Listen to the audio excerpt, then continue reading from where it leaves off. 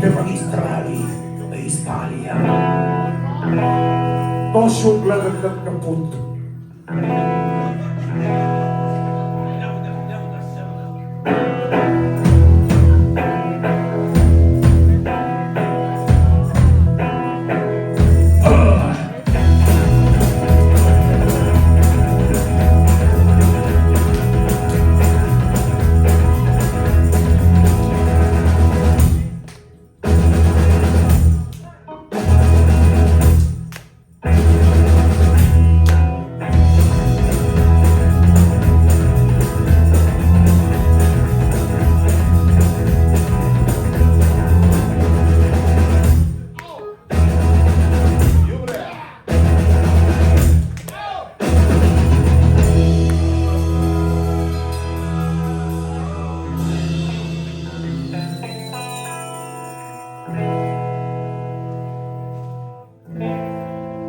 А Дон Педро беше страстен и истински испански благородник. Една вечер той реши да навести своята възлюбена Донна Дулсинея, която живееше в съседната нему паланка, наречена Севиля.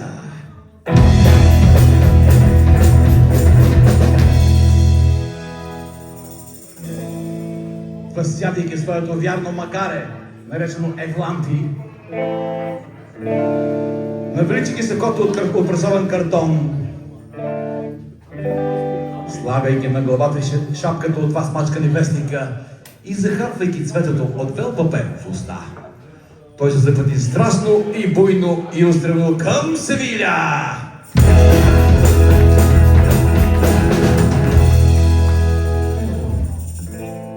Достигайки двуметровият зид, ограждащ нейната къща, виждайки жълто припиканият замръзнал катинар, той с лек Стефко Костадиновски скок се прехвърли от другата страна на оградата.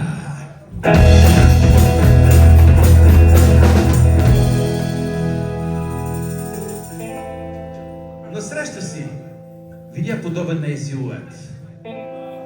И като всеки истински испанец, разкъса сакото от пресован картон, захвърли шапката от двата смачкани вестника, изплю цветето от бел папер и се хвърли страстно и буйно и устремо към нея.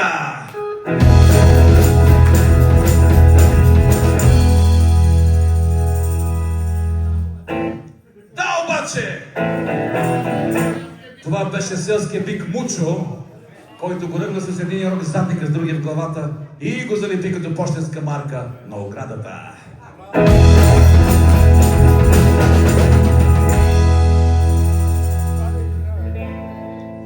На другия ден Донна Дулсинея излезе да глътне две глътки свеж утринен въздух, излизаш изпод колелата на колите, минаващи по автомагистралата, завиваща покрай нейната къща.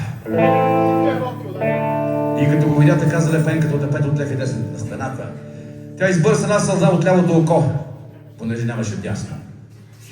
Погледна нагоре, понеже не можеше надолу, взе две глътки астматичен въздух и запя.